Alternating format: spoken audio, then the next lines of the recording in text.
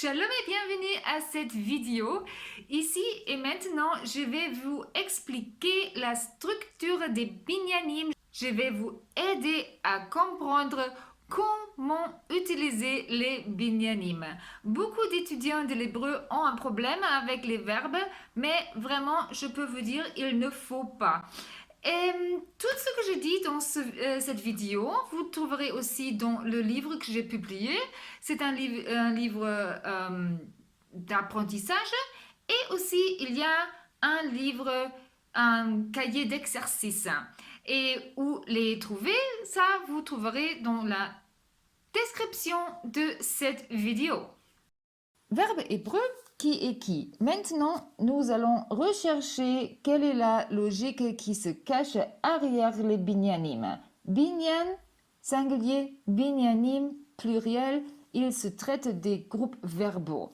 Voilà la menorah avec les groupes verbaux, les binyanim. Nous commençons à voir maintenant qui est qui, quels sont les caractères de chaque binyan et quel type de verbe nous trouverons là-bas. Nous commençons avec Pa'al. Ici à droite, Pa'al, là-bas nous trouvons des verbes d'une action simple, ce sont des verbes toujours actifs et ce sont des verbes pour lesquels on a seulement besoin d'une personne. Qu'est-ce que ça veut dire? Une personne, ça veut dire c'est moi seul. Par exemple, je mange. Si nous voulons exprimer la voix passive, il faut bouger à gauche. Là-bas, nous trouvons nif'al.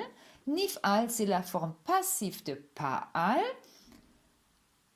Mais ça, il faut dire, aujourd'hui, dans la langue moderne de l'hébreu, oui, il y a des verbes actifs en nif'al. Mais en ce moment, nous parlons de la logique en général. Et après tout cela, on peut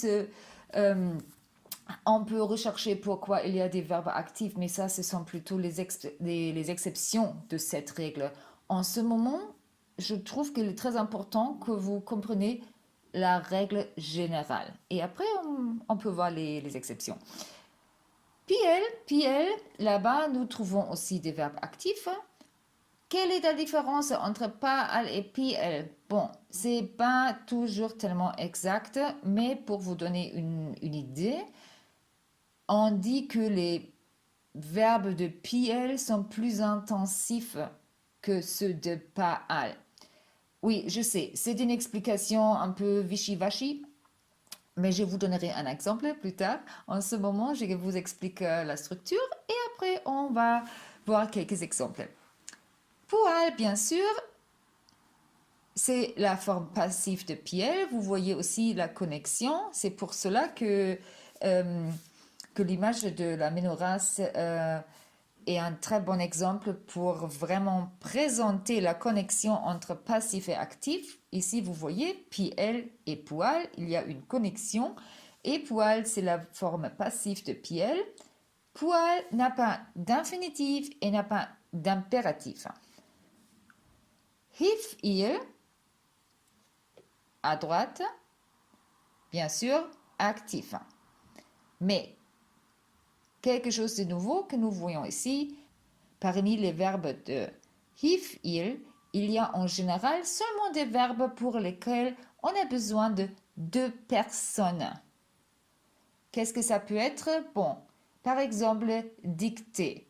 Moi, je dis qu'il faut écrire à une autre personne et cette personne, elle est aussi active, elle écrit. Bon, et là-bas, dicter, par exemple, c'est un verbe pour lequel nous avons besoin de deux personnes. Huf'al, c'est la forme passive de hif'il. Elle n'a pas d'infinitif et elle n'a pas impératif. Finalement, nous arrivons à hitpa'el, au milieu de la menorah. Et ici, nous trouvons des verbes réflexifs ou les verbes d'une transition. Ça veut dire quelque chose devient quelque chose d'autre. Par exemple, quand les vêtements se sèchent.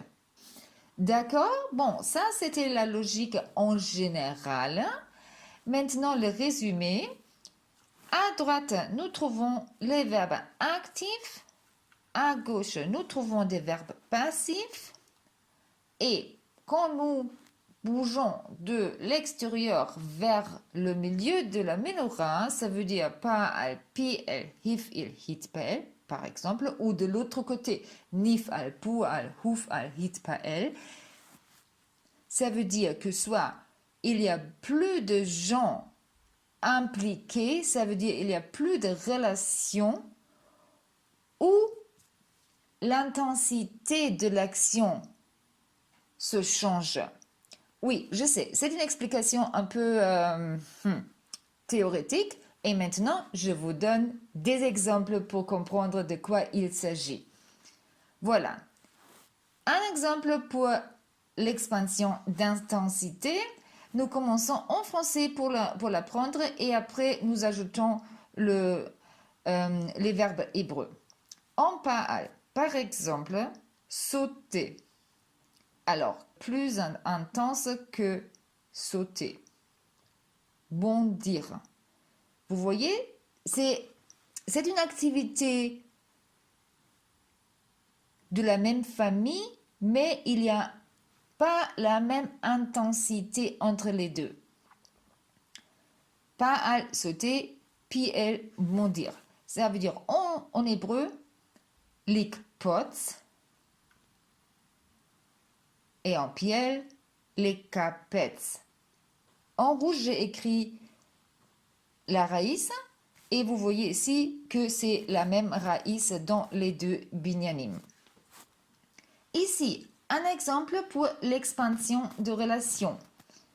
Nous bougeons de Paal vers Hif'il vers Hitpael. En Paal, écrire. C'est moi-même, c'est une action simple, c'est ça.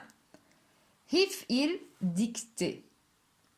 Moi, je fais quelque chose et une autre personne fait quelque chose d'autre. Mais ensemble, nous créons un verbe qui ici s'appelle dicter. Moi, je dis quelque chose et l'autre personne l'écrit. D'accord? Et hitpael. Hitpael, réflexive. Ici, par exemple, correspondre. Moi, j'écris, toi, écris. Nous écrivons. Et voilà, correspondre. Et maintenant, en hébreu. Paal, écrire. En hébreu, lire tov. Dicter, en hivil, les hartiv. Et hitpael, correspondre, les hitkatev. Vous voyez, en rouge, c'est toujours la même racine, mais on change le binyan. D'accord? Et finalement, le plan d'étude pour s'organiser pour l'avenir. Alors, la règle numéro 1. Un binyan après l'autre. C'est une règle qui semble évidente, mais elle ne l'est pas. Je vois beaucoup de manuels d'apprentissage avec des verbes directement au début des différentes binyanim et je vois aussi des étudiants complètement démotivés parce qu'ils ne comprennent pas pourquoi ici c'est comme ça, là-bas c'est comme ça. Voilà, un binyan après l'autre et imaginez-vous, vous maîtrisez 50 ou 60 verbes du même binyan. On a déjà beaucoup adhérents. Règle numéro 2. Commencez par les verbes réguliers. Vraiment, c'est aussi pour l'hébreu très important parce qu'il y a beaucoup à apprendre. Si vous commencez trop tôt avec les verbes irréguliers, ça va vous confondre. Règle numéro 3. Apprenez tous les temps d'un même binyan. Infinitif, présent, passé, futur, impératif. Et si est possible, dans cet ordre. Il faut que vous sachiez tout d'un binyan. Règle numéro 4. Regroupez les binyanim actifs et passifs et apprenez les uns après les autres. Ça veut dire Pa'al et après Nif'al. Piel après pour al, hif il, après ça, huf al, et à la fin, hit pa el. Regrouper les binanimes actifs et passifs, ça fait beaucoup de sens pour les étudiants d'une langue maternelle européenne parce que c'est un système qui s'adapte plus à ce que nous connaissons déjà. Merci beaucoup pour votre attention. Nous sommes arrivés à la fin de cette vidéo et j'espère vous voir dans la prochaine. Les chicottes, à plus!